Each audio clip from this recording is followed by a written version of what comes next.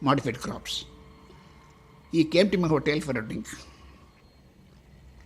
We were sitting and having a drink, and after a few drinks, he told me, "Hey, Jack, we're going to change the type of business you're doing in India." I said, "What do you mean?" "We are going to get into seeds business. And we are going to make the seed business on all crops so that we have the monopoly on seeds. And every farmer is to come to us to buy seeds every time." That rang a bell in my mind. If a poor farmer is to go to Monsanto to buy seeds every time, and such expensive seeds, at that time there's no idea of BT at all for me. Genetically modified seed was not in my mind. Even seed monopoly is something very bad. So farmers get into debt when they get the seed because of the high cost, 17,000% more. They get into deeper debt because it doesn't deliver on the promise of controlling pests, so they have to buy more pesticides. The tragedy with chemicals, whether it's fertilizers or pesticides, is that they are what has been called ecological narcotics. The more you use them, the more you need to use them. For a while, the yield of the single commodity climbs, and then it starts to decline because you have contaminated the soil.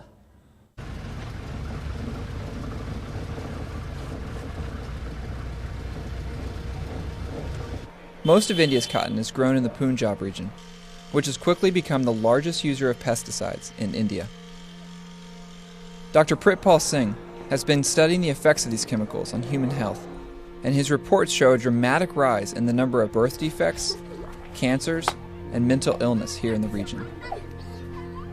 You can go in every village, you will see that hundreds of patients are suffering with cancers. 70 to 80 kids in every village you will find them facing the severe mental retardation and physical handicap.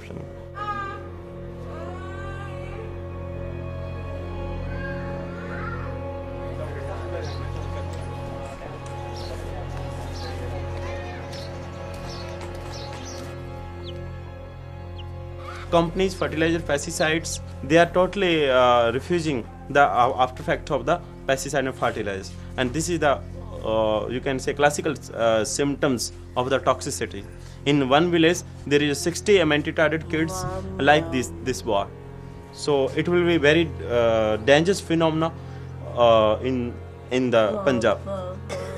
And pupils, farmers and labor, there is small farmers and maximum the labor means, so they can't afford now treatment. Ultimately they have accept to the death of their kids, and they are waiting the death of their kids. Mother is waiting for the death of this boy. Companies that make the GM seeds and make the chemicals are the same companies, and they're also the same companies that make the medicines which they are not patenting. So you get cancer, there are more profits. For them it's a win, win, win, win, win. As for nature and people, it's a lose, lose, lose, lose, lose. It's the day those agents of these companies come to the farmer and say, "You owe me this much, you haven't paid back, now your land is my land." That day the farmer will go into his field, drink a bottle of pesticide and end his life. And every widow I've talked to said, and the neighbors came and said they first found my husband lying in the field.